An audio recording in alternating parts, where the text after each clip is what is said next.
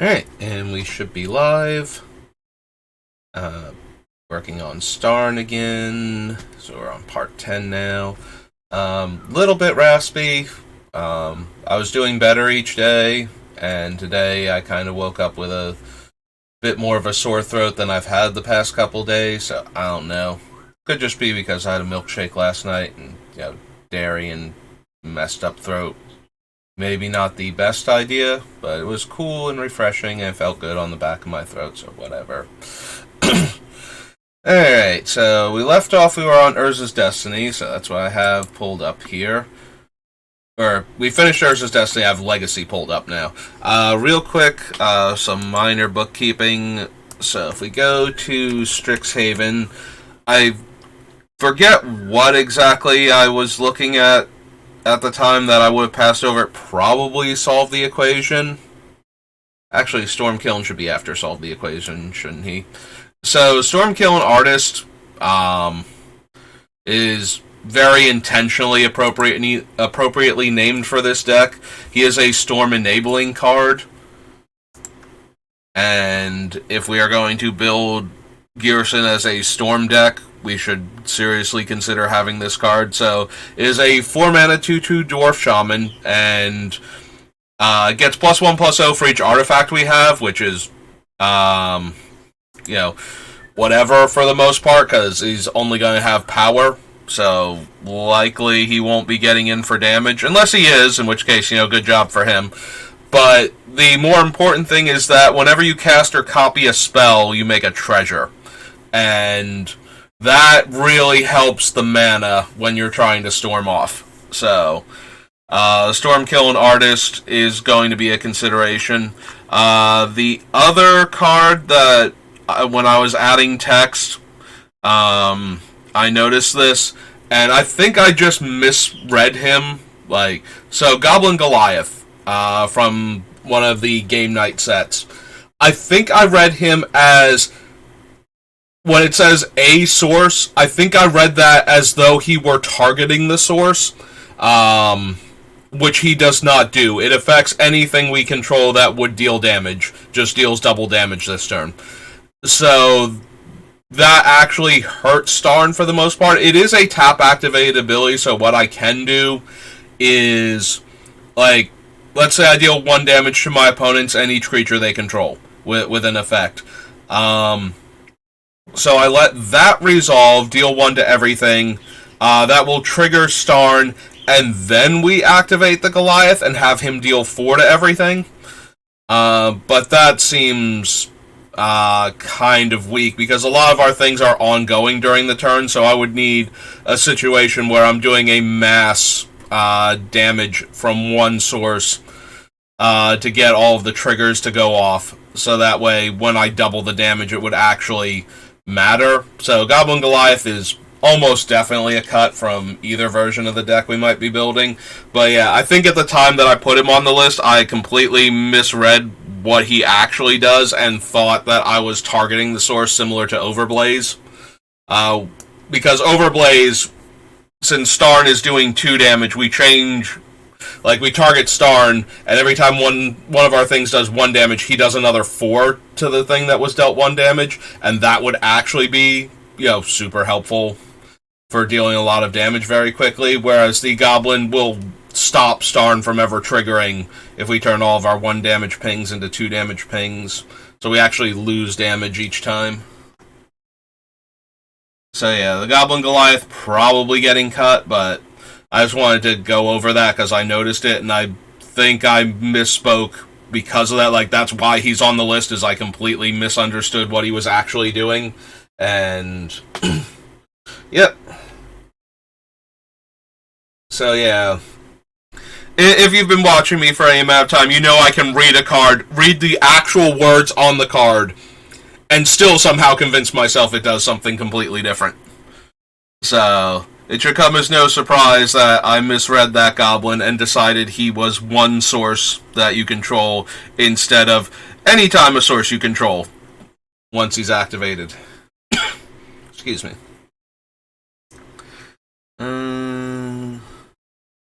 Angel's Trumpet. Don't care about that guy. The Archivist. No. No. No. Nope. Huh. So we don't have a ton of stuff that reduces the casting cost on Cloud of Fairies, like a creature, in order to... And we don't have lands that tap to produce multiple mana either. So those are the two things that would make a card like Cloud of Fairies way more powerful in our deck. So if we reduce the casting cost by 1, or if we had the Defiler out, we could essentially generate mana by casting it. But I don't think that's quite good enough. Like, we have so few ways to reduce this thing's casting cost. We have the blue... Oh god, the things from Tempest. I always forget what their cycle is called. Medallions. We have the blue medallion and we have the blue Defiler. So either one... So the medallion can shave off the 1, and for 2 life the Defiler can shave off the blue. Which would let us actually net mana by casting this thing. The other problem is that most of our stuff cares about non-creature spells. Yeah, I feel like I should be looking more at... I think it's Snap. Is the one that bounces a creature. And so it's a blue instant that bounces a creature, and it untaps 2 lands when you cast it. Like, same blue and 1 casting cost. So we should be able to trigger that one more consistently, where it's netting us mana and triggering all of our other things. I do like the idea, though, of having this cheap card that would actually add mana when we cast it, but at that point, maybe I should just be adding a ritual instead to add mana when we cast it, and have that thing be an instant or sorcery. I mean, probably. The other thing I like about it is because we don't have access to green, we don't have Manamorphose, which would 100% be in this deck, so... This one lets us untap, 2 islands, or 2 mountains, or an island and a mountain, whatever we actually needed.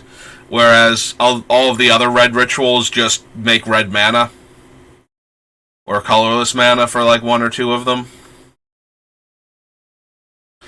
No to crawl space. No to dampening engine. Right. No. Don't think I care about defense grid.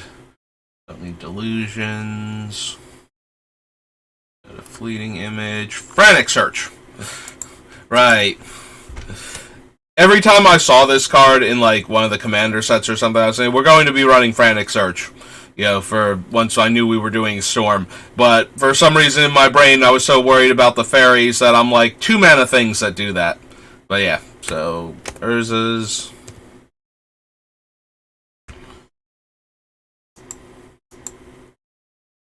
So Legacy, Frantic Search. So basically everything I just described about what we wanted and why I wanted the card, except that this one is actually really, really good when you're trying to storm off. Gethu Encampment we don't need. No.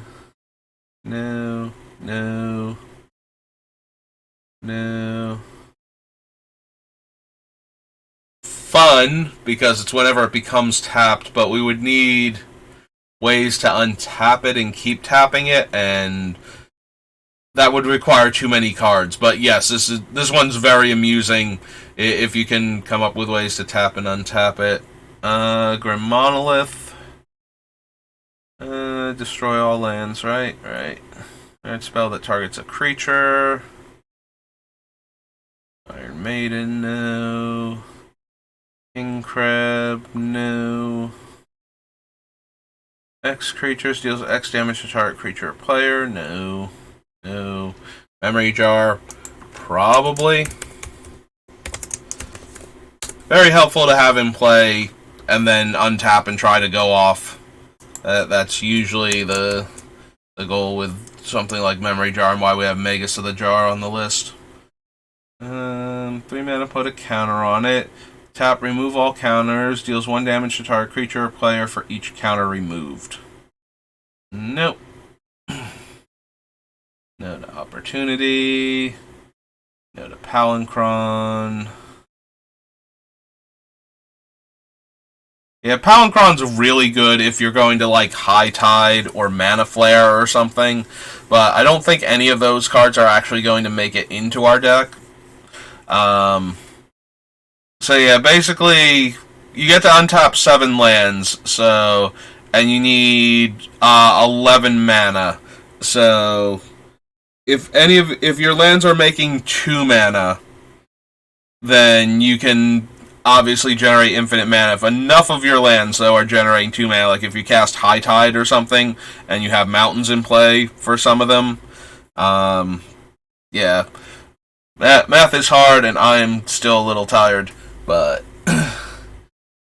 So, if we need 11, and we have to do it in 7 lands, then we're 4 mana short, so we need at least 4 islands to break even for Infinite Storm, and 5 islands for it to actually generate mana each time with High Tide. Or we can just Mana Flare. Cannot block and has Fire Breathing. Discard a card at random. Deals damage to a creature or player equal to the casting cost. Or tap, put a creature into play. Rack and Ruin. Raven Familiar. Top 3 cards of your library. Put 1 of them in your hand and the rest on the bottom in a random order. Not random order. Wow! Stupid new Magic sets and their dumb random order on the bottom thing. I'm so used to seeing it now that I just made it a random order there in my head. Like, that's not what the card said.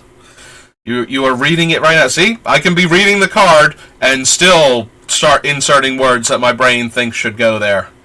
So this is 3 mana to do this, though, on a 1-2 with Echo. And I don't think we have enough ways to take advantage of it being on a creature with a comes into play ability. So... if that player controls more lands than any other, rivalry deals 2 damage to them. Artifact or enchantment is put into a graveyard from play, gain a life. No. No. No. No. Oh, snap. Return target creature to owner's hand and untap up to 2 lands. I suppose I will consider it. Also of note, as long as we have enough targets, if we have Thousand Year Storm, each thing resolving will untap 2 lands, so that actually becomes a thing too. As long as we don't bounce too many of our own things and then can't win because all of our damage sources have wandered off on us. Which may or may not be a thing, depending on if we're going to win through something like Grape Shot eventually. But would be a thing if we're winning off of the tap pings on our every time we cast a spell, untap it creatures. Colorless, Echo, Kicking Gnomes, can't run Tinker. Unaffected by Sonic Sickness, return to hand. Heretic, one of my favorite repeatable artifact destruction cards. But I don't think we need it. Untap the Drake. Loses flying, first strike or trample. 2/1 flying, pro red, and Wheel of Torture. Alright. That was Legacy. Next up is Saga.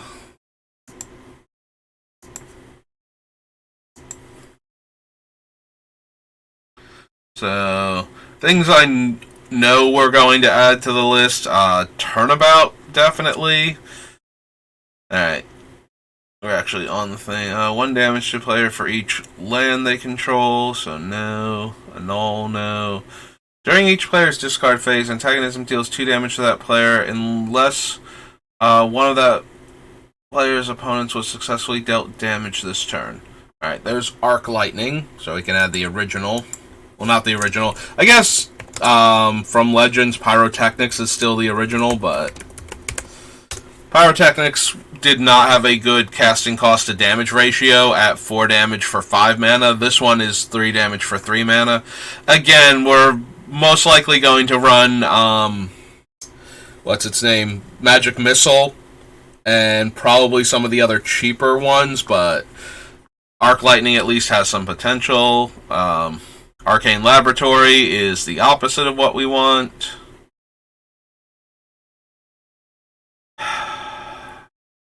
So, Attunement is kind of like a mana-intensive Bazaar Baghdad.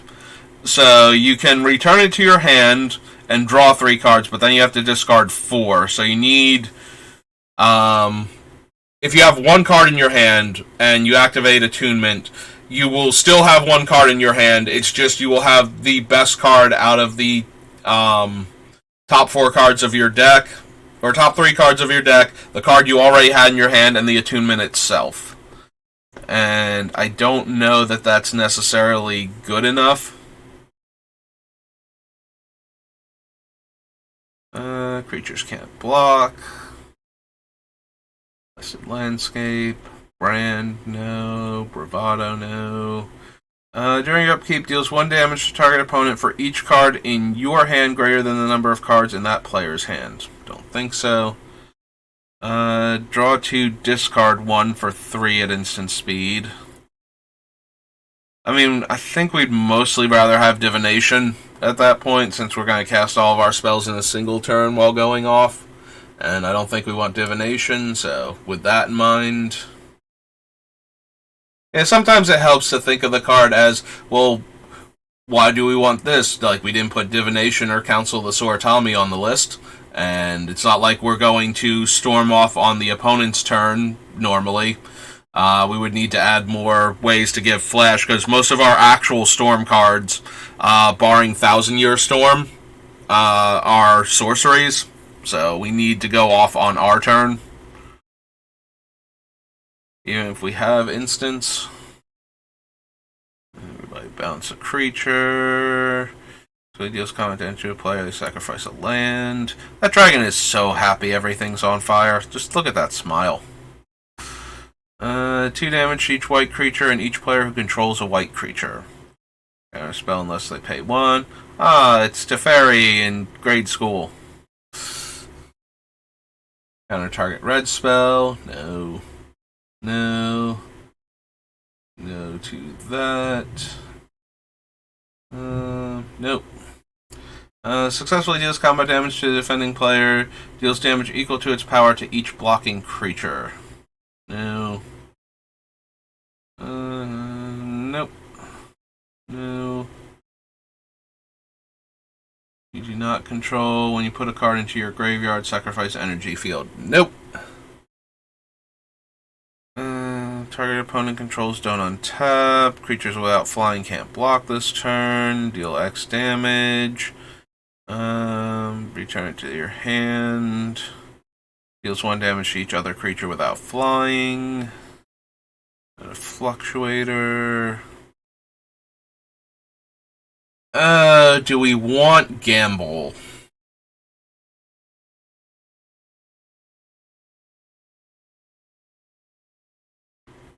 We do draw a lot of cards. The problem is that if we do something like, Thousand Year Storm and we copy Gamble, and we only want one specific card, it's going to be really... We're going to have a lot of chances to accidentally discard that one card, so... But without Thousand Year Storm specifically, we do draw a ton of cards, but a lot of it's filtering. Like, we get a card, we get a bunch of looks, and then we get one card per card that we spent, or we just get like some other random effect and 1 card for each card that we spend. So it's, while we can cast a lot of spells, we don't necessarily, and draw cards from those spells, we don't necessarily go up cards. So if we only had like 2 or 3 in hand and we're just chaining spells together, casting Gamble still has a high chance of discarding the thing that we're looking for. Gamble is at its best when you either don't care. Gamble's at its absolute best when you don't care if you discard the card. When you have enough stuff going on that would recur it anyway, that you can just, it functions as a 1-mana tutor, and maybe you have to spend one of your other cards to actually cast the thing. Maybe you don't. So in that regard, that's where Gamble is at its strongest. Where it's at its second strongest, though, is when you always have a lot of cards in your hand from all of your other stuff. So it's highly unlikely that the one card that you need is the one that gets discarded. But I don't think that's where our deck is at. I think we have a lot more card filtering than pure card draw, and we're going to get into positions where we have like three cards in our hand that will draw us cards, and we keep chaining them together with other card draw spells in our deck to set up the Storm, and that's not going to be great if we have to gamble for one of the Storm cards.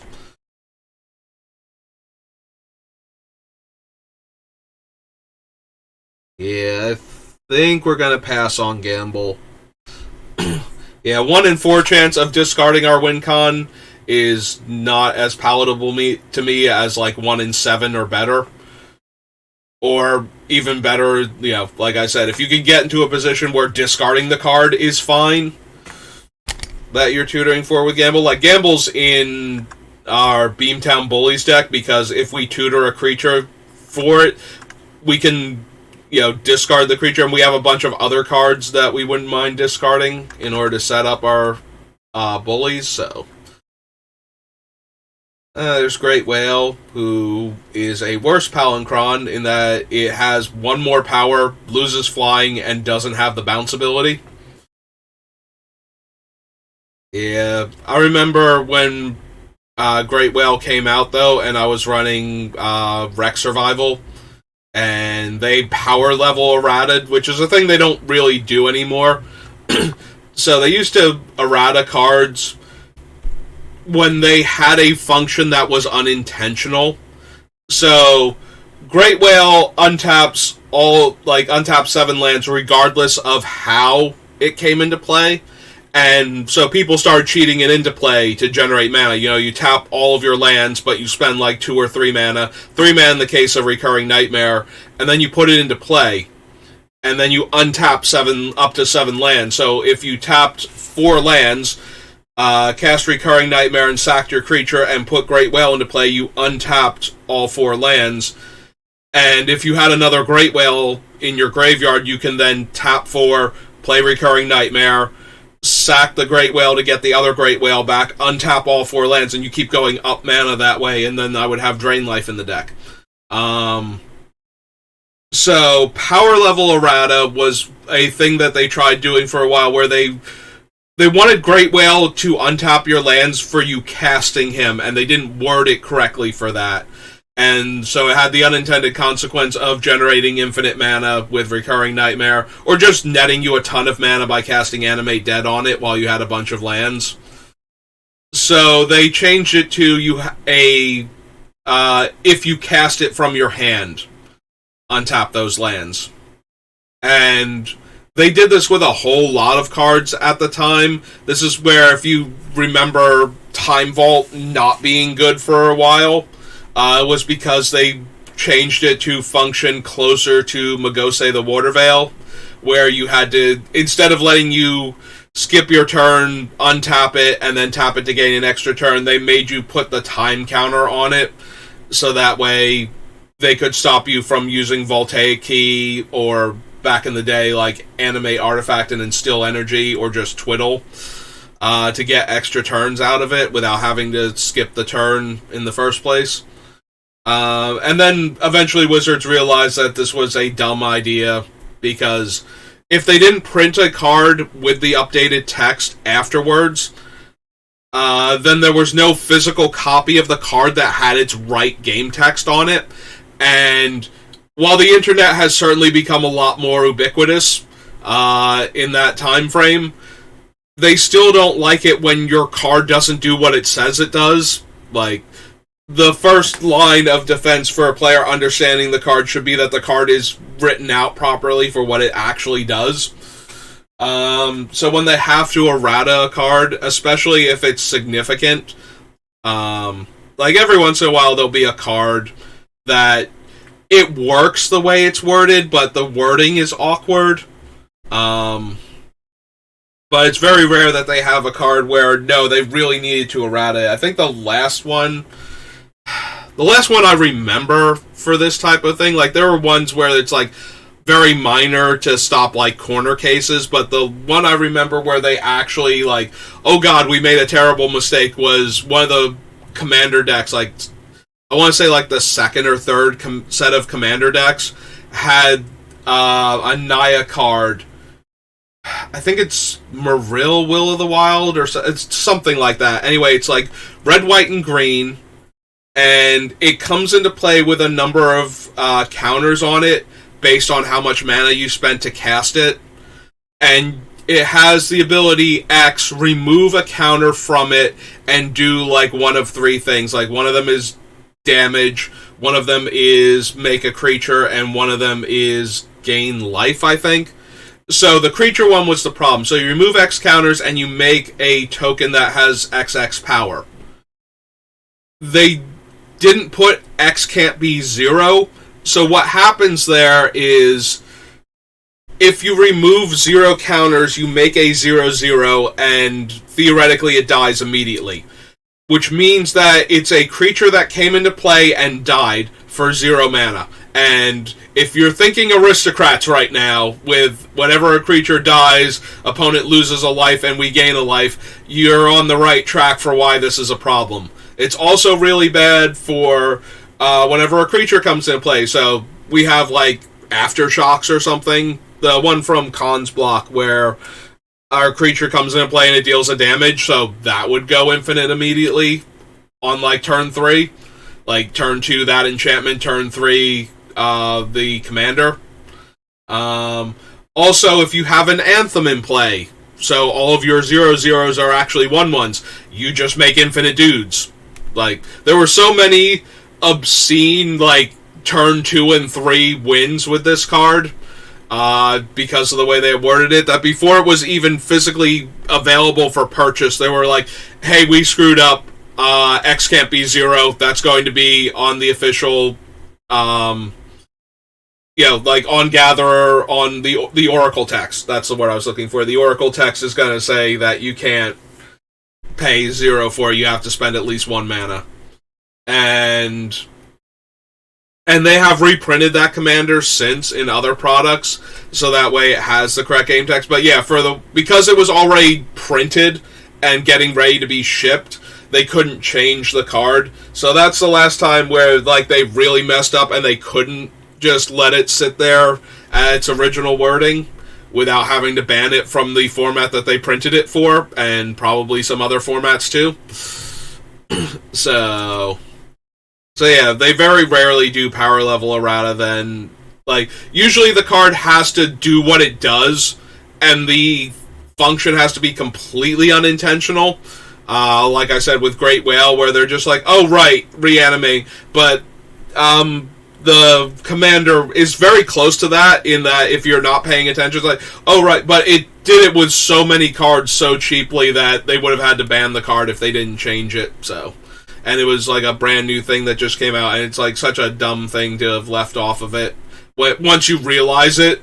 And like, playtesters are human too, they can't remember every single card, but it just feels like one of those ones. It's like, yeah, everybody just kind of like missed that somehow, and it made it to print like that, and they're like, no, we gotta change that, otherwise the card just can't function. Like, we have to ban it if we don't change it. So, since it hadn't even been released yet, they're like, okay, officially, this card has its errata. Yeah, it was supposed to have X can't be 0. Alright, so here is Hermetic Study. So, this was the first time, like, we got Flame Whip in Weatherlight, but we were just getting to the point where draft was becoming a more common thing. Like, I did my first, like, what we would consider a draft nowadays, because there were, like, all different ways to draft Magic cards before We settled on the 3 packs, left, right, left. Everybody open a pack, pick a card, and pass to the next player. There were a bunch of other ways to do drafts, and I did them at various points in time, even after that became the default way to do it. But so Hermetic Study and Horseshoe Crab, who is just a little bit lower here. There he is. Blue to untap him, and enchanted creature has tap, deal a damage. I think this is the first time I ever encountered a 2-card combo with like such overwhelming synergy in a limited game of Magic. It's like, oh, you combine these two together, and they do this nightmarish thing where if the opponent does not have a removal spell, almost immediately all of their stuff is going to die, and then they're going to die, and it only takes like a couple turns to clear their board so that they can't win, and then gun them down with the Hermetic Crab combo. So the fact that Hermetic Study and Hermit Crab, for that matter, are kind of relevant to our deck. Like, we didn't put in any of the other Hermetic Study variants that we saw, and I don't think we're adding this one either. For the same reason, like, we didn't put Psionic Gift or Arcane Teachings, and I don't think we're adding Flame Whip.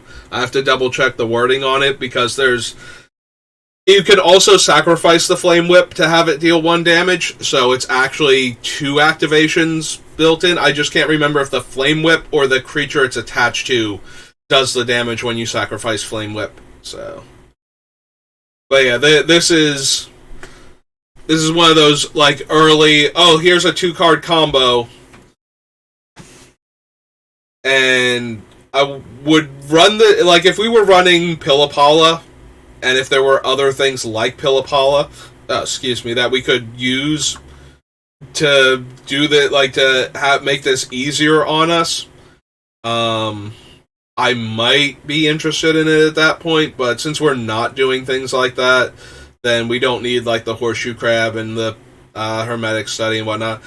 But yeah, this is just one of those things where this was one of those early combos where you suddenly discovered synergy, and in the middle of a draft, it's just like, oh yeah, no, this is amazing.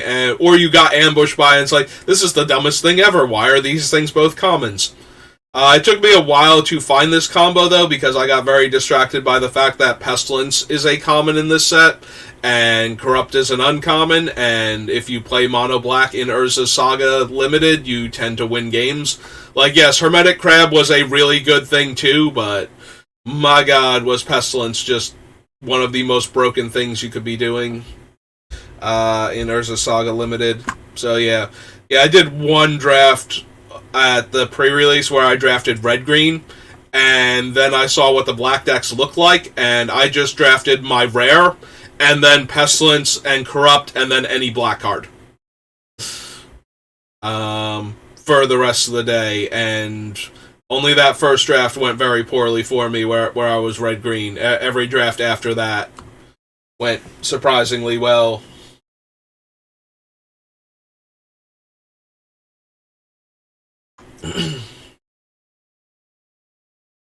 Sorry, I skipped over poor Hopping Automaton, who would technically be a 1/1 flyer, but yeah, for 3 mana, we can make 2 mana 1/1 flyers that have upside in our deck that we're not even bothering to run, so. Or 1 mana 1/1 flyers for that matter. 3 damage to target creature and 3 damage to another creature. Gains flying, yep. Cycling, Leyline, Lifting Refrain, Lingering Mirage. Jadland is an island and it cycles. Each artifact with mana cost X. Total casting cost X. Yeah, whatever wording you prefer from across the history of Magic. Mana value X. Metronome makes 1/1s, tap X lands, good old Morphling. During each player's upkeep, return to his hand each creature that player controls with power greater than the number of cards in their hand. No to outmaneuver. Pendril Drake, Pendril Flux, Peregrine Drake, which is a smaller version of the... Yeah, in case you were wondering, it wasn't just Great Whale. They errated literally all of these things to be cast from the hand. Like, it's not like they went, oh, well, we'll just leave, like, some of them with that functionality. No, they errated all of them to stop you from going infinite that way. Including the Cloud of Fairies, which is, like, the hardest one to go infinite with since you only get 2 lands back. Power Taint. Nope. Purging Scythe, no. Rain of Salt.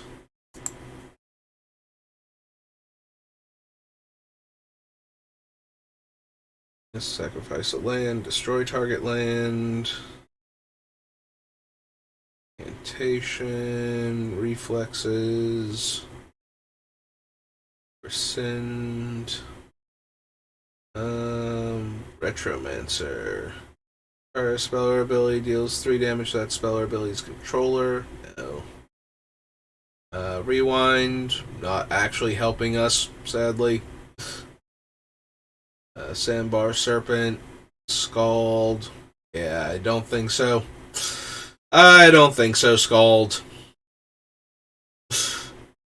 Hey, a Mana Barbs, but only for islands. Yeah, no. Scrap, Sarah Sanctum. So, Shivon Gorge is a land that has the ability to tap it to deal 1 damage to each of our opponents. I don't think so for the Storm version, but maybe we're interested for the pinging version.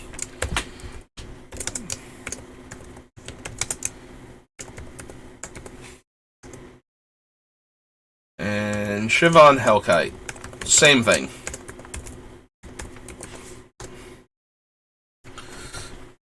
Yeah, Shivon Hellkite is one of my, it's hard to say favorite creatures, because there's a lot of creatures I genuinely love, but back when I actually cared about trying to be a tournament player, I still, I left the game and came back and still tried after that, but back when I probably could have, if I had, been in a spot in my life where I could have just dedicated myself to playing Magic, Shivon Hellkite was a big part of my Wildfire deck that I used to counter the more traditional Wildfire decks that were running around.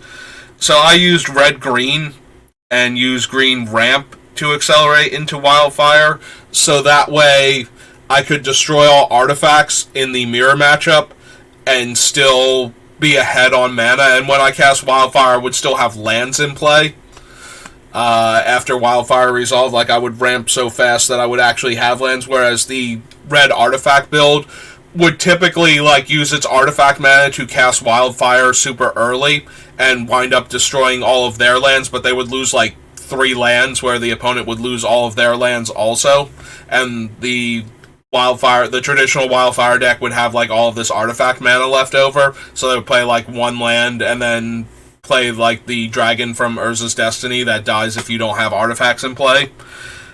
So I could beat those decks by running cards like Pulverize from Mercadian Mass, where you can sack 2 mountains and destroy all artifacts, because I was ramping so hard that I would have the mana to, either the mana to cast it, or the lands to do it without, falling behind because of that.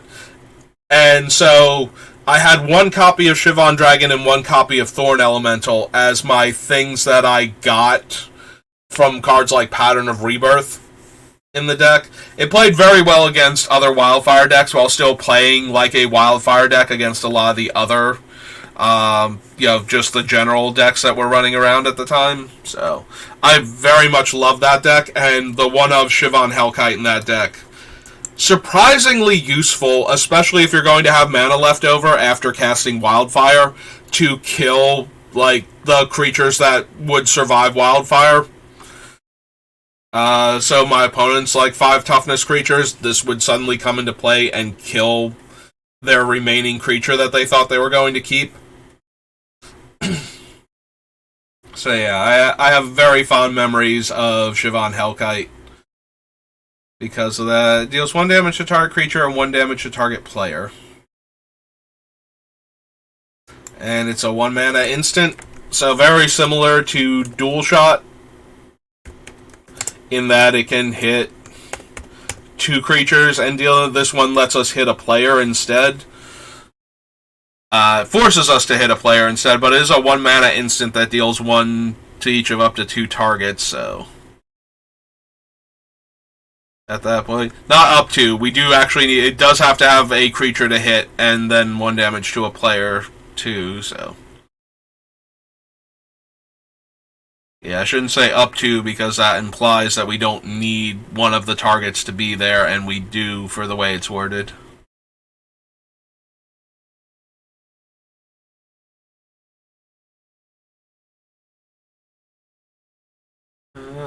No. No. Artifact or enchantment to owner's hand, no. Stroke of Genius, I don't think so. Whenever red spell deals damage, it instead deals that amount of damage plus 1. No. Sorry, Sulfuric Vapors, but you run into the same problem as some of the other cards that we've encountered. Hello, Sunder, the Blue Armageddon.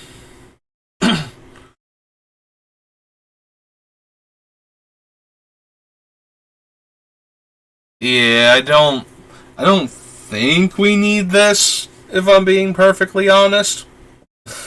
I have built decks before where I've run Sunder, where it's just like I'm going to try and get ahead very quickly, and then I'm going to cast Sunder, and then I'm going to stay ahead because I'm ahead on board and you have no mana anymore.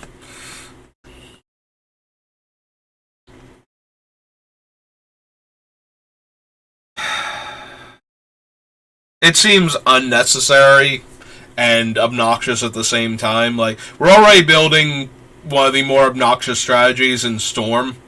I don't think we need to further compound it with a card that's technically not letting us win the game at the time, but is super annoying for everybody.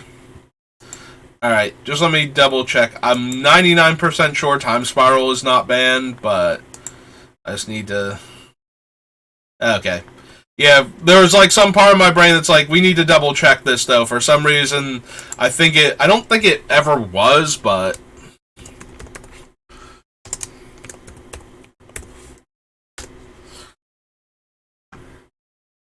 But it's been banned in so many other things at various points in time.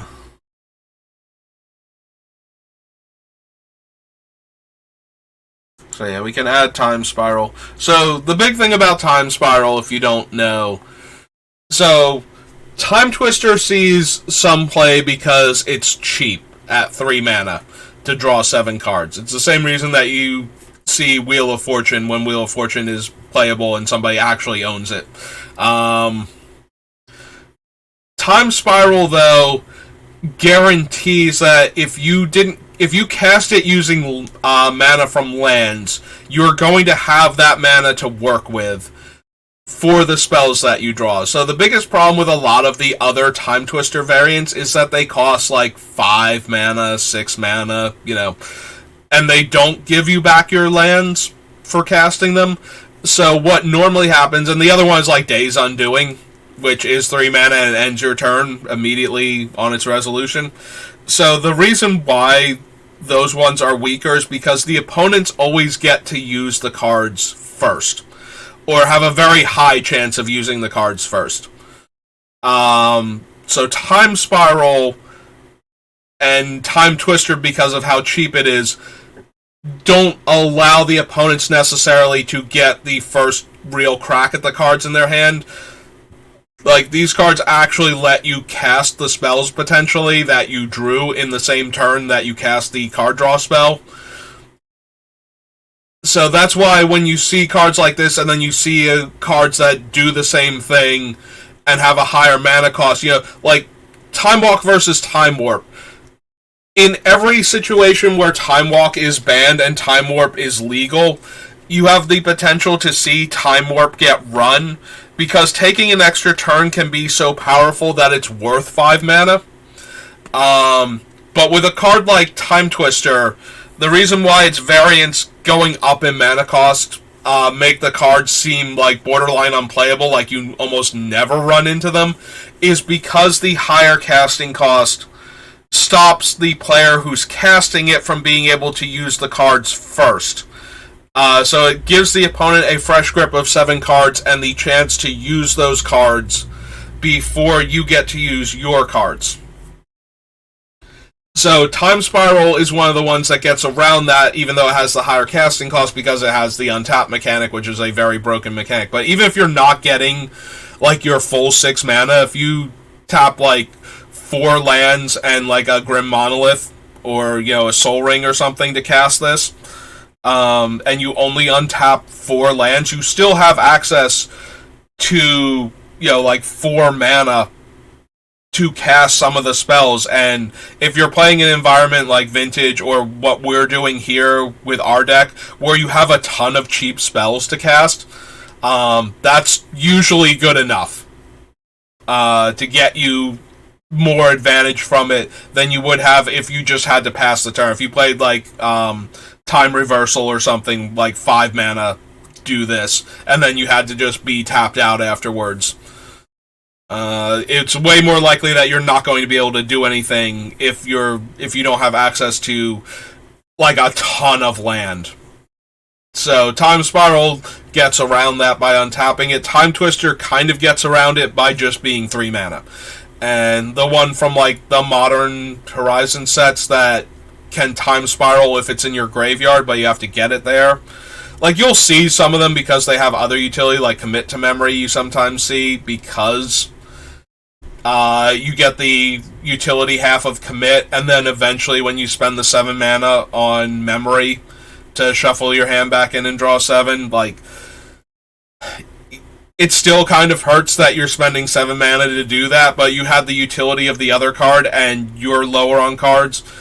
Like, the other advantage that comes from these things is if you have no cards in your hand and your opponent has 7, and they can't stop you from doing it, then now they still have 7, and they've been shuffled, it's a different 7, and now you have 7 also. So unless their hand was terrible to begin with, and you give them a good hand while giving yourself a mediocre hand, that's just massive card advantage as a general rule on top of that. So just in case you don't know how Time Twister effects work, what the actual advantages of them are. A lot of people get into a position where they know a card is supposed to be good, but they don't know why necessarily, or they think they know why. So these are the reasons why you run cards like this, but especially with a card like Time Spiral, it's important to point out like why we're choosing this one and why I gave Time Twister any consideration when building the deck. But we didn't even kind of talk about any of the other ones that we could have run, and those are the reasons why. It's because we actually get to take advantage of the cards that we draw before anybody else does. So giving them the extra cards might not even matter. We might be able to win on the turn because we drew 7 fresh cards. Whereas if we played one of the other ones, we would give the opponent a chance to use their new cards against us first, and that is a huge drawback on those type of cards. So we want to keep the ones where we get the advantage first. I don't think I care about Tolarian Winds. Like, Tolarian Winds, Winds of Change, cards like this, where we get the exact number of cards that we had back, probably aren't worth it, especially since we're giving up a card in our hand first, so we're getting 1 less card than the number of cards we already had in our hand. So if we have 5 cards and we cast this, we get 4 cards in place of the 4 that we had. So the 4 that we had have to be, like, we have to have kept stumbling and picked up a bunch of lands while trying to pop off. Also of note, 1,000-Year Storm, we have to cast the instants in between this, or we're just going to keep discarding our hand and drawing new cards each time until we deck out. So I kind of want to avoid that. Now, granted, once we get to a point where we would deck out, but it's not even helping us because we can't choose to not discard the cards in the middle of it. Like, if we're going to do this like 3 times in a row, and on the second one we pick up Grape Shot, but we can't cast it because it's a sorcery, then we have to discard Grape Shot and take the next hand and hope that that one actually does something for us. Draw like a Past in Flames or Underworld Breach or whatever. So, yeah, I don't think I necessarily want Tolarian Winds. Now, granted, we can just not cast it while we're storming off. Like, there are other cards that we're considering. Like, if I cast Time Spiral while I have multiple spells already cast. Like, yes, we can't stop in the middle of each Time Spiral hand to cast a sorcery either. So that is a consideration. But Time Spiral by itself is so much more powerful by giving us actual 7 cards to work with.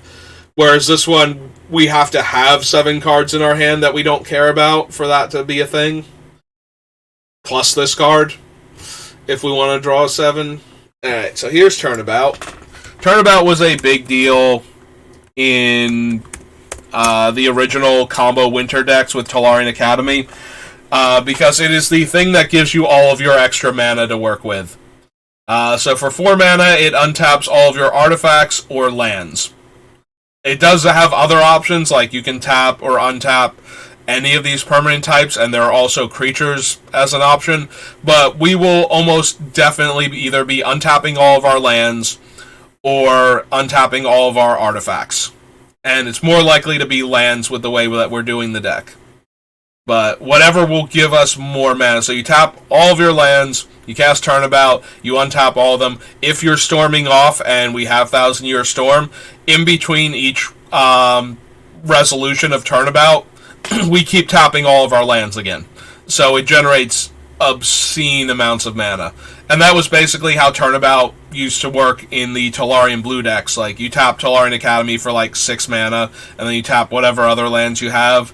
Or you tap like your Grim Monoliths and your Thran Dynamos for mana, and then you cast Turnabout and untap all of those, and then you're down like the 2 blue mana. But you're up like 30 colorless mana in the process, so yeah. So Turnabout for our Storm combo. There's Urza's Armor. So Urza's Armor, I was considering when I was thinking about running Pyrohemia.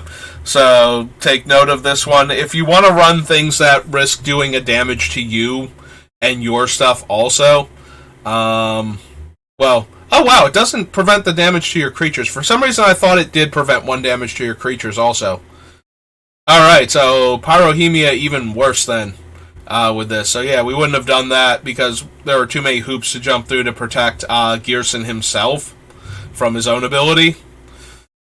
So yeah, I was thinking Urza's Armor reduced damage to creatures also, but apparently it's just you.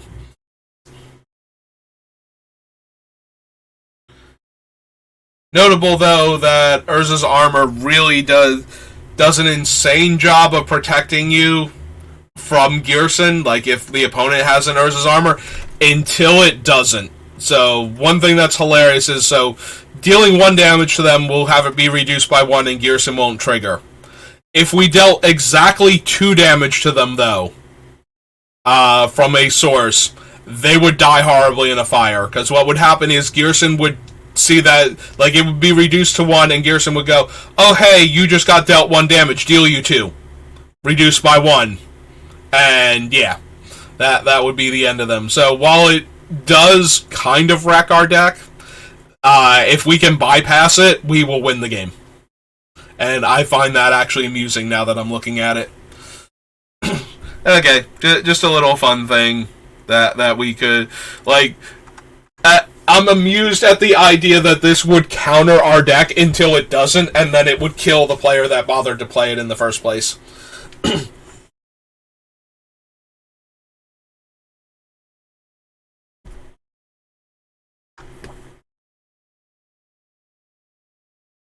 I don't think we need any of the veiled creatures. So let's see. Opponent casts a spell. This becomes a 1/1 flyer. Casts a spell. This becomes a 3/3 flyer with pay blue and 1 during your upkeep. Opponent has no cards in hand. This becomes a 4/4 crocodile. Opponent successfully casts a spell. Becomes a creature with power and toughness, each equal to the casting cost of that spell. And the serpent is opponent. Why is the blue one like? All of the other ones are opponent successfully cast a spell. This one is no cards in hand. What? What are you doing, Veiled Crocodile? Like, I was actually thinking that there was at least one other Veiled creature that didn't care about spells being cast specifically. Now that I realize all of the other ones are, it's like, why are you... First of all, why are you Veiled Crocodile? I know it's because you're an enchantment that becomes a creature, but why? Shame on you, Veiled Crocodile. For breaking the pattern. Becomes a 4/4. I think it has Island Home, too. Yeah, can't attack if... It doesn't care if you have islands, but it can attack if the opponent doesn't. 4/3 Echo. 3/2 that... Menace? Yeah, Menace. Can bounce back to your end by flipping coins. Creature blocks it. Becomes a 4/4. Voltaic Key.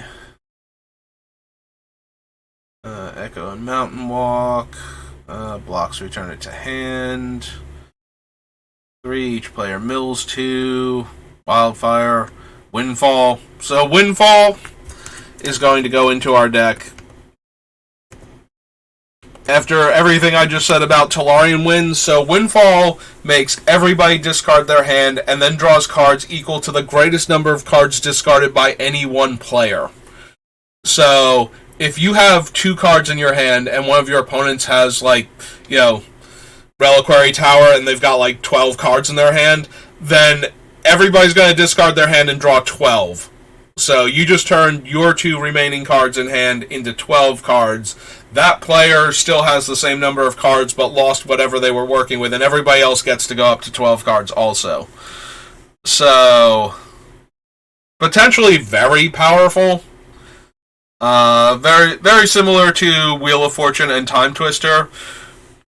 It does have the added requirement that somebody else has to have a lot of cards in their hand, but in a multiplayer game, that's usually pretty easy to accommodate for.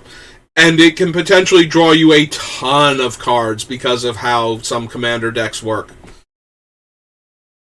Or, you know, it could get countered and you don't get to draw anything, but that's true of a lot of the cards in this deck, so yeah, I think I'm okay with adding Windfall, just similarly to the thing I described before, casting Windfall when we have 1,000-Year Storm out, probably not the best idea, unless it's the only option, and even then, it's probably going to wind up decking us and a bunch of other people in the process. It's funny, though, if somehow we have more cards in our deck and we wind up decking other people because we keep spamming Windfall.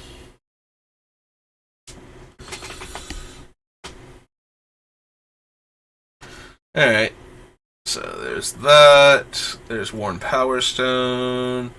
The Zephid, so that way Zephid's Embrace would have a thing to reference. Yeah, that's another weird one. So there's an enchantment in each color that turns the creature into basically that thing. So the white one turns it into a Sarah Angel, gives it +2/+2 flying and vigilance.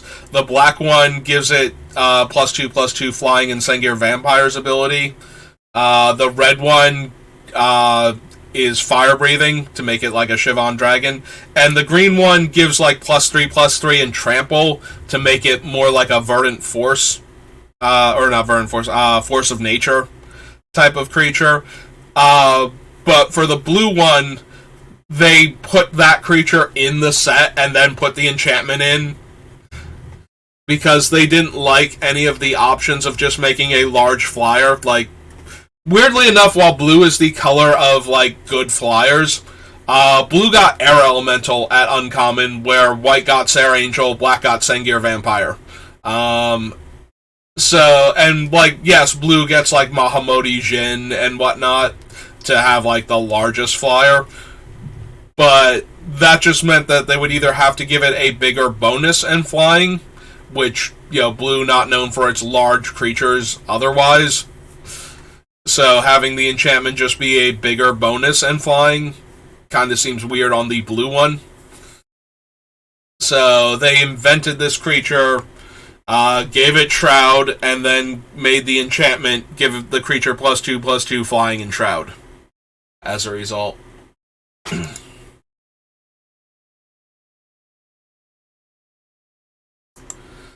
Okay, so back here, so that's Urza Saga. What time is it? 12:30. Alright, so I got an hour at most. Alright, so Vanguard, Vintage Masters, Visions. Alright, Visions, what cool cards do you have for me? Anvil of Bogarden. Don't think so. Current creature becomes tapped, draw a card. No. No to Bogarden Phoenix. Absolutely not to the Breezekeeper. No to Chronotog. Cloud Elemental. So, one of the fun things that I did not know at the time. So, when I was talking before about how Time Vault got power level errated to where you have to skip your turn to put a counter on it in order for it to let you take the extra turn. So that way untapping it didn't necessarily do anything. So you notice that Chronotog can only use its ability once per turn, and the reason for that is they didn't want you to get into a position where this just auto won. Like, if your opponent is tapped out, or you think they don't have anything and they can't block Chronotog, you just skip all of your next turns until it's lethal. And then it kills them. So that's why this is once per turn. Apparently, there was a deck while I was, kind of out of Magic for a while, because they put the power level around on the card, and then, during Scars of Mirror, or not Scars of Mirror, original Mirrodin, the tournament scene kind of dried up at the local level for me, and I was not in the best place mentally for another Urza's block, where it's just constant combos all the time, where you just play a ton of artifacts, and that makes all of your stuff free, and yeah, it felt very much like playing against the Tolarian Academy deck back in the day, the way it would just be like, I play a ton of artifacts, and now all of these things are free, and now I have, before they had Disciple of the Vault and Arcbound Ravager, I was getting killed by, 15/15 flying 2-mana creatures. I think it's called Broodstar. So, I kind of backed out, but apparently around that time, before they took the power level errata away from cards and made them, function the way they're printed again,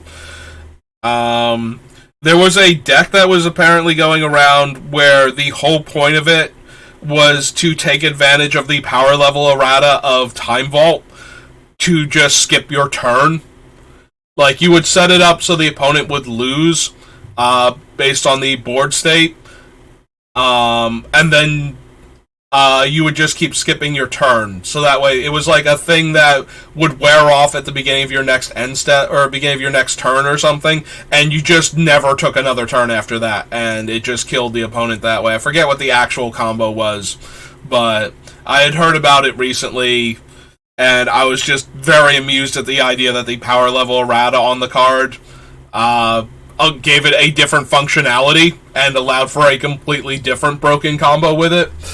And it made me think of Chronotog Stasis Kismet, where you play Kismet, the white enchantment. This was before we had the blue version of it that got printed in Planar Chaos. So, Kismet is your opponent's stuff comes into play tapped. Their creatures and lands come into play tapped. And Stasis is everybody skips their untap step. Pay blue during your upkeep or sacrifice Stasis. So you have those two cards out, and then you start skipping your turn with Chronotog on your opponent's turn. So all their stuff comes into play tapped. They don't ever untap, and they're drawing a card every turn, and Chronotog lets me keep skipping my turn. So I never have to pay for stasis. I'm never in danger of decking out. Yeah, I played this once at like the local level, basically the FNM level before there were FNMs, and had a good old time assembling that combo. Like the few times that I was able to get, it still requires you to get these three cards into play and your opponent to be tapped out because you don't want to have them play like a vigilant creature afterwards and be able to attack you safely. Because then giving them the infinite turns will just get you killed. But yeah, this was a deck that amused me, and I did run it briefly. Desertion, no. Diamond Kaleidoscope, no. Dragon Mask, Dream Tides, no. I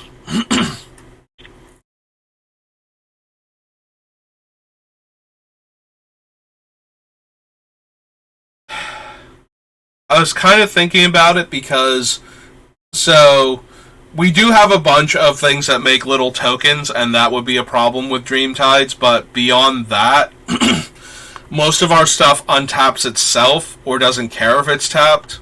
So I was kind of thinking about it a little bit more. Its power to target creature, no. No to Elkin Lair. No to Fire Blast, although Fire Blast does work with the deck. Similar to the Ember Shot from before, where it's just like it is a spell that we can cast for no mana. Fire Blast can also win us the game pretty quickly with Thousand Year Storm if we've tapped out casting a bunch of instants and sorceries ahead of it.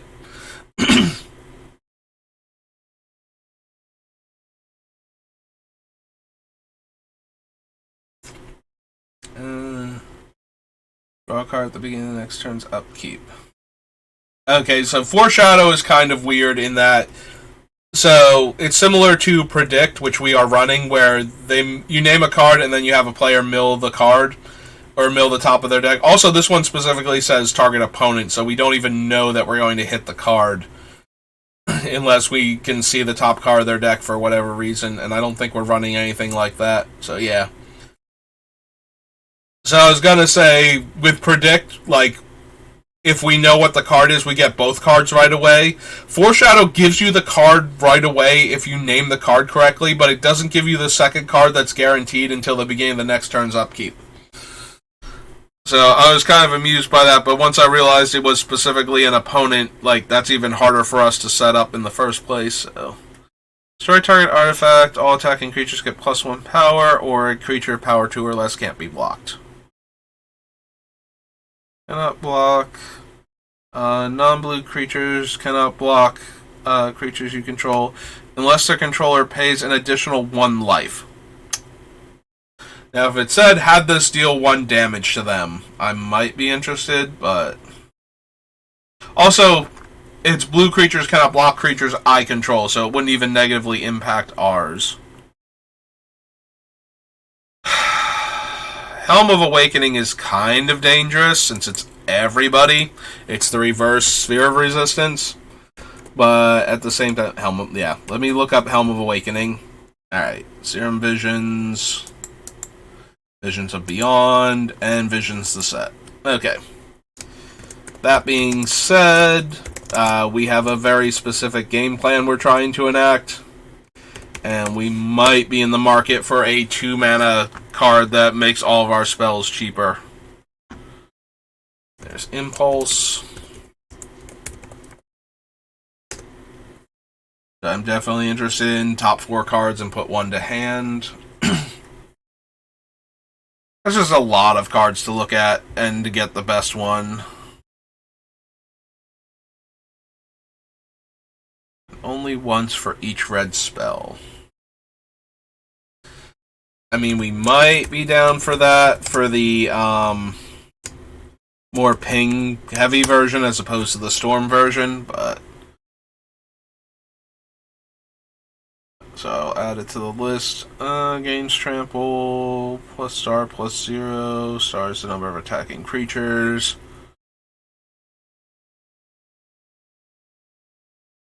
Cannot be destroyed by lethal damage unless a single source deals enough damage to destroy it. Venomancer is a really super weird card. So it turns your opponent's creatures into 0/1 green sheep tokens. But it's a 3 mana 0/1 sorcerer. Sorcerer? Sorcerer supported card type? Okay, human wizard. It's like, wait, did they used to have sorcerers and wizards? Because I don't remember seeing a sorcerer recently, and what with the D&D thing being out and whatnot, and warlock getting to be a supported class. But yeah, so it comes into play. You have to return 3 lands you control to owner's hand or sacrifice him, and then you can return him to your hand to turn one of your opponent's creatures into a 0/1 green sheep token. Like, it destroys it, can't be regenerated, and they get a sheep token. So that's amusing and all, but my god, the setup cost on this guy and the fact that he's a 3 mana 0/1 on top of all that is just so abysmal that I don't think this thing saw it play anywhere. I don't think anybody's figured out a way to turn the bounce 3 lands aspect of him into a positive, which I think you would need to do in order to actually get anything out of this card, or use one of the things that stops the comes into play ability from happening. And I think that's too many hoops to jump through for a guy that eventually just becomes tap bounce me to destroy a creature and give them a 0/1 to replace it. Prosperity, no. +2/-2, can phase out. Relentless Assault. Deals X damage divided any way you choose among any number of target attacking or blocking creatures without flying. No. Flying, phasing. When it phases in, target creature phases out. Alright, so Shrieking Drake, we do have Intruder Alarm. And technically, we can do a lot with Shrieking Drake because of that. So Intruder Alarm is creatures don't untap, and when a creature comes into play, untap all creatures. So with Shrieking Drake, you pay the blue, you cast it, it comes into play, all of the creatures untap, we tap to activate all of their abilities again, and we bounce Shrieking Drake back to our hand, and so for 1 blue, we get a trigger on all of our tap activated abilities, which is, at this point, deal a damage to our opponents. So, for 1 blue mana, we get to, as many of them as we have, we get to deal that much damage. And then if we have Ghyrson, obviously we're throwing around even more damage. That being said, we're only running Shrieking Drake if we're running Intruder Alarm. Otherwise, we don't want him, but we will add him to the list for that reason.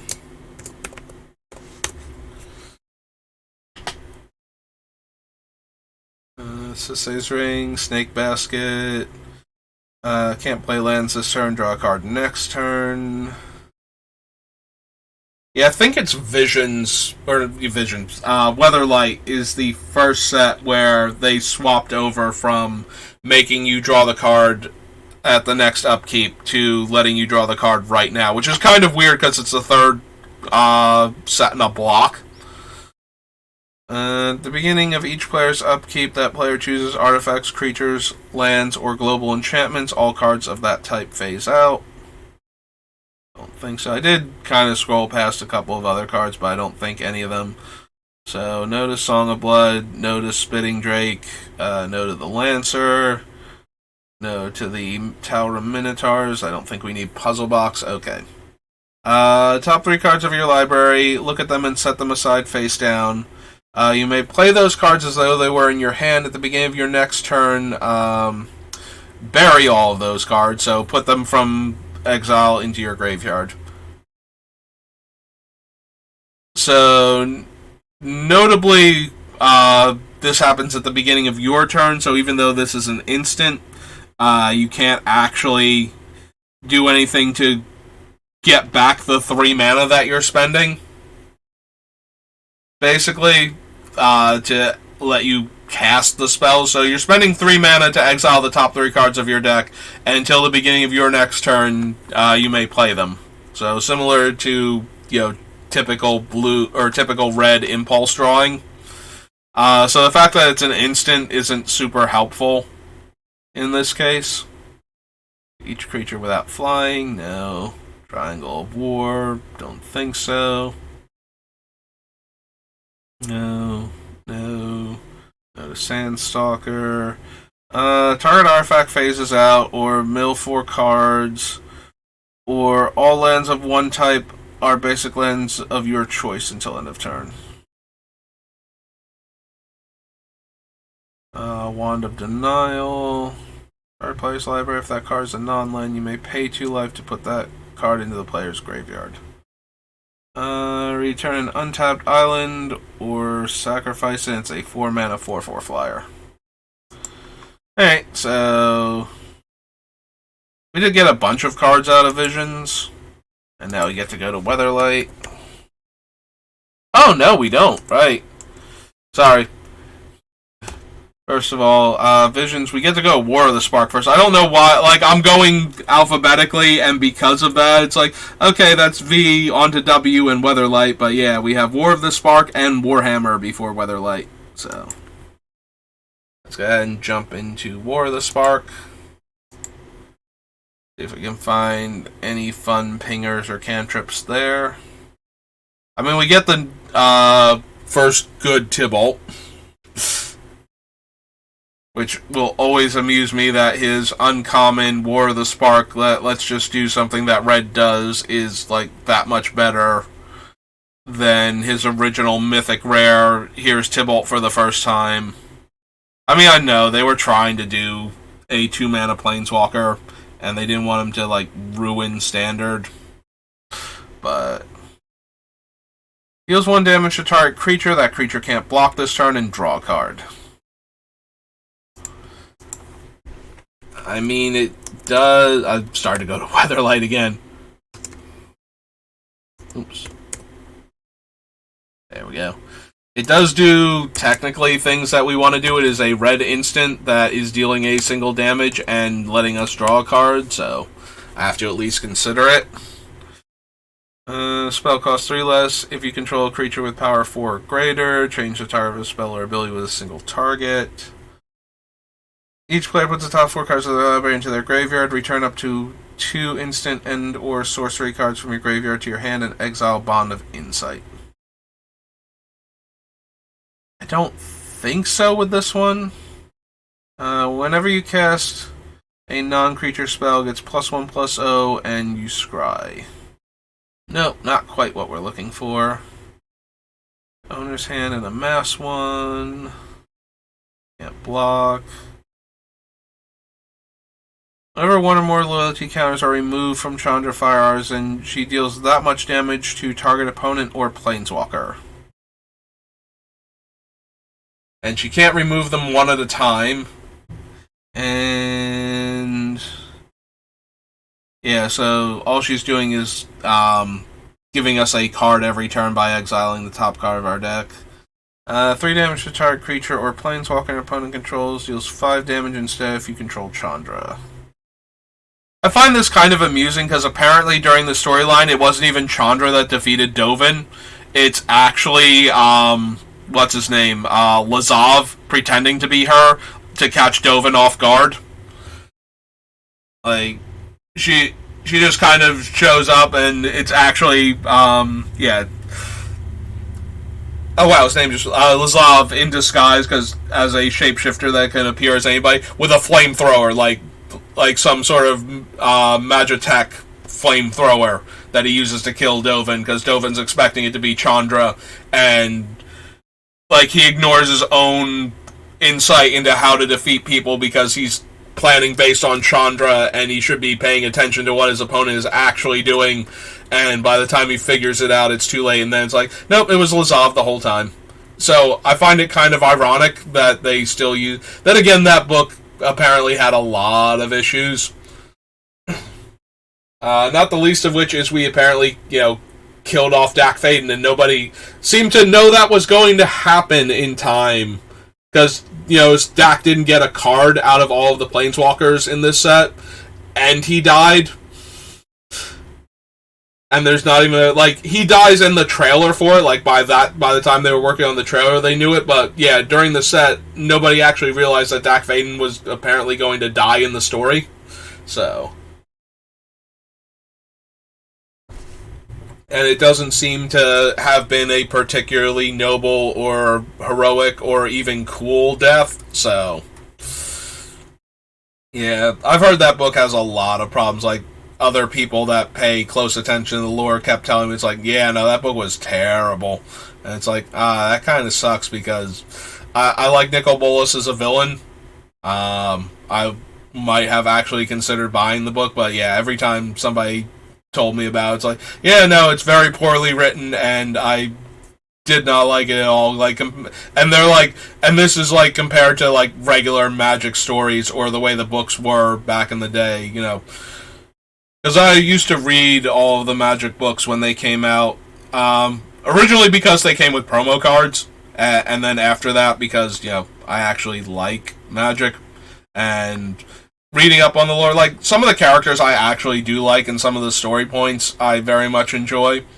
Getting back to Bolas for a second, I think one of my favorite things, to actually capture the condescending arrogance of Bolas, I always love the scene, the way they did it for a Monkhet, the one where he actually defeats the Gatewatch.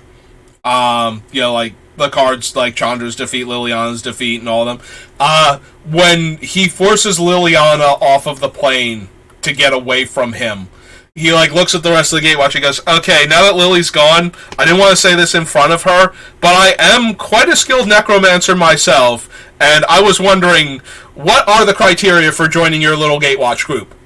And that level of, I think I've already won, let me mock you condescension, I've actually liked that. That was a very very snarky, very condescending line, and I found that one to be very amusing. It's so now that you're down to Necromancer, I didn't want to bring this up and make her feel bad, but I'm actually a decent Necromancer myself. What are your criteria? Would you be willing to hire me? I found that one always amused me. So Contentious Plan, so Steady Progress is 3 mana to draw a card, and we don't really get anything out of the Proliferate, but Contentious Plan is 2 mana to draw a card.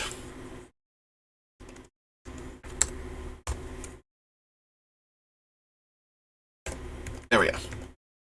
Wow, did I spell that wrong? Wrong vowel and missed a consonant. So I have a little bit more interest in it as a 2 mana draw card. We do have some Planeswalkers, so the Proliferate is not completely useless, but at 3 mana I feel like the Proliferate was not enough value to merit spending 3 mana on a cantrip. I would rather have a 3 mana look at 2 or more cards, anything other than just draw a single card. 2 or more cards and give me a card into the hand, or better. Attacks, you may cast target instant or sorcery card from your graveyard with mana cost less than or equal to his power. So he's a base 1, and we probably won't increase him all that much.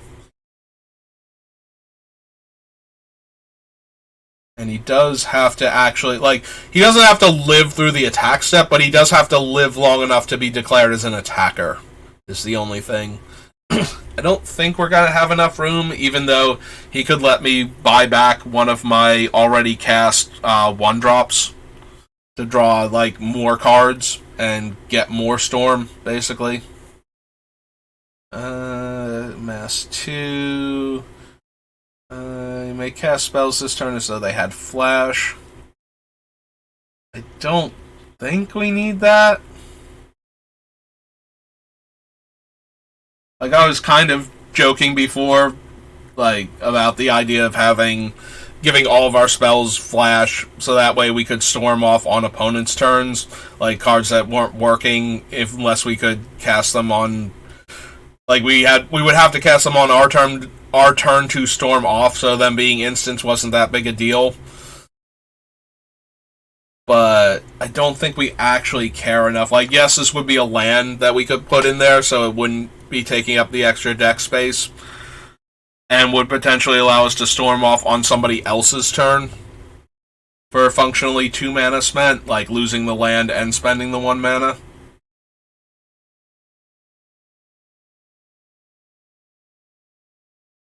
You may cast up to 1 target instant card and up to 1 target sorcery card from your graveyard with converted mana cost X or less without paying their mana costs. If a card cast this way would be put into your graveyard this turn, exile it instead. If X is 10 or more, copy each of those spells twice. So we do have enough, like, 1 and 2 mana spells, where if we cast this for 4, we would essentially be casting 3 consecutive spells. That being said, we're spending 4 mana on this one,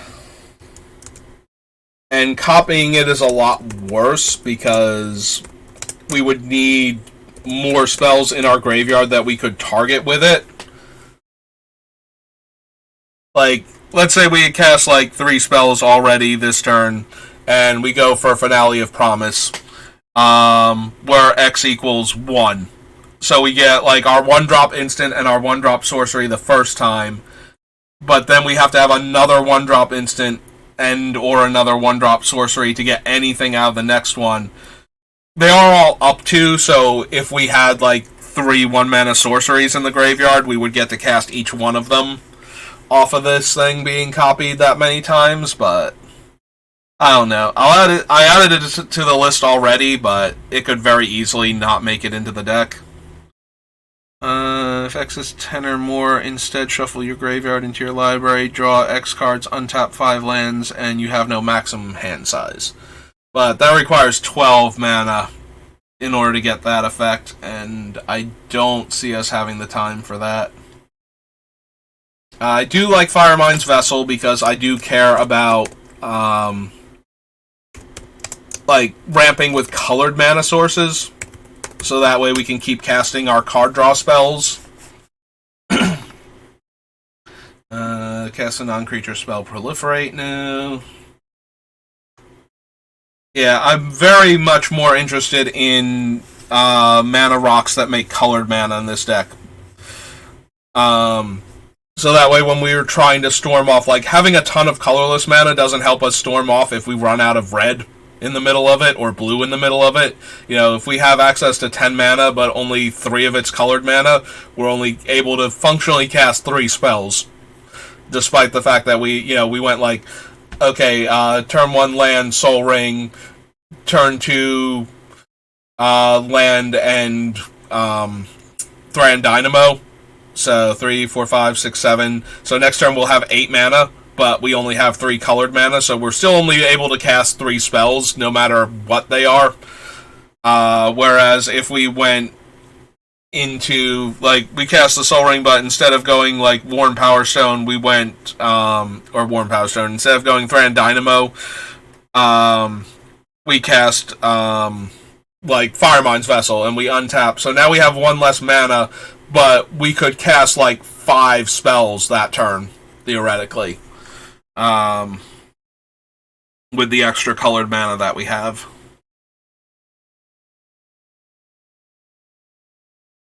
There's the Snow Globe. Combat damage to a player, Planeswalker Proliferate, so no. Discard a card, draw 2 and amass 1.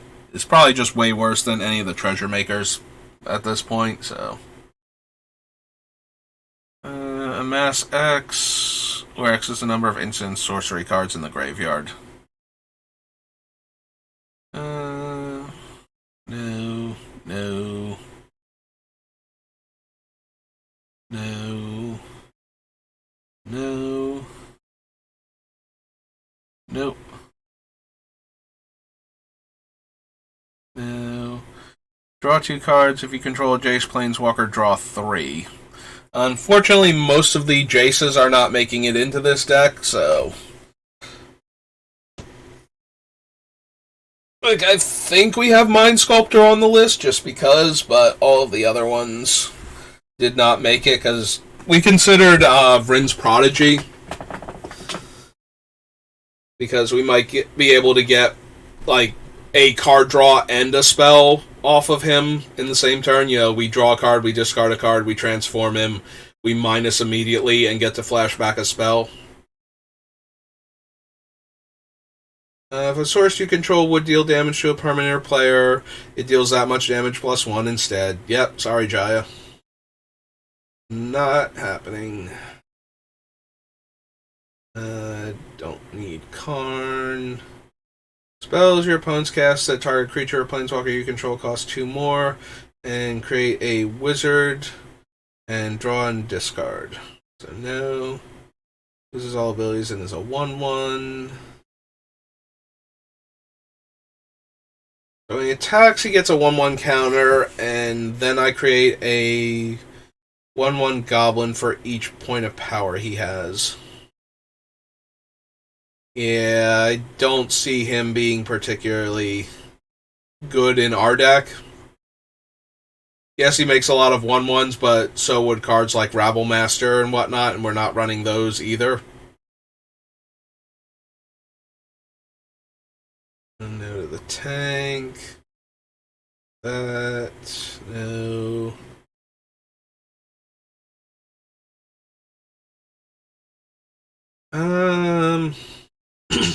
Aside from hosing opponents' draw steps, which we could absolutely do, like, I'm probably going to add her to the list just because she's very powerful in general.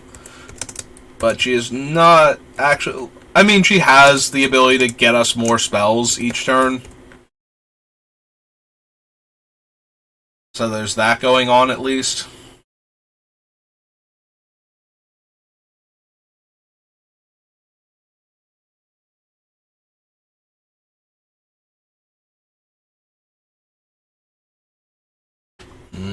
I don't think we need the reversal either.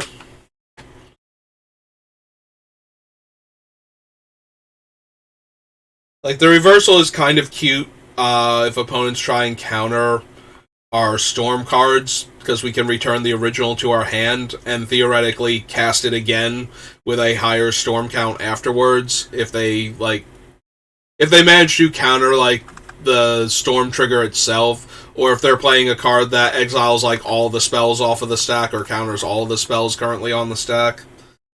Narset's reversal will be good against that, but I think that's too narrow a thing. Discarding a number of cards from your hand. If you do, draw that many cards and add that much red. Okay. Creature, planeswalker spells counter in this way, exiled instead of putting into owner's graveyard. No. Ral Storm's Conduit. Whenever you cast or copy an instant or sorcery, Ral deals 1 damage to target opponent or planeswalker. +2 scry 1, and -2 when you cast your next instant or sorcery spell this turn, copy that spell, and you may choose new copies for the target. Yeah to all of that. Oh, not Storm's Conduit, just Storm Conduit. Well, yes, he is a conduit for Storm. How nice of you to bother putting that in your name, Ral. Good for you. 3 damage to any target. Top 2 cards. 1 in hand, 1 in graveyard. S3. 2 target permanents that share a permanent type. Cast a non-creature spell, get a 1/1. And... I mean, we can add her. She's not, like, you know, Ral levels of what we're doing, or Chandra levels of what we're doing, but we certainly can make a lot of 1/1s that can then deal a lot of damage with our other cards. So I do want to at least consider her. Planeswalker you control. Each dragon you control deals 1 damage to that creature. So we have to cast him and make a dragon in order to get the Caltrops effect going. It is the dragon dealing the damage, so even if we had like 5 dragons out, each one of them would be one individual ping, and we would actually trigger Ghyrson on each one of their activations at that point, so it would sort of protect us.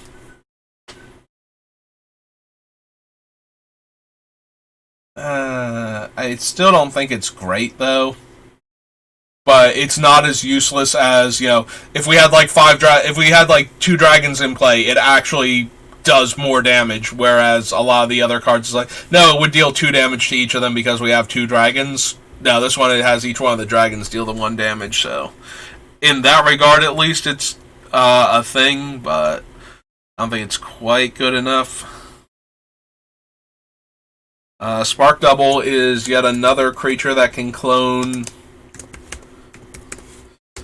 our commander to add more damage to everything that's going on.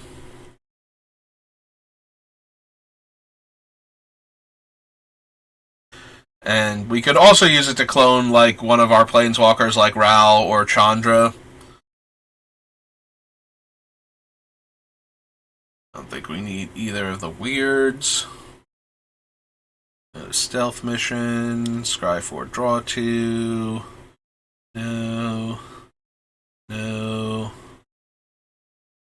So we definitely want to add Tibalt. He might only make it into the whatchamacallit, the ping version of the deck, but I think he's got enough going on that yes, he will actually make it into that deck and be a good card in that deck. His Rager is okay. It's a 2-mana, 1-power creature that when it dies, it deals the 1 damage. But we're not running the Goblin from Rise of the Eldrazi. That's basically what Mog Fanatic turned into because we can't control when it dies often enough.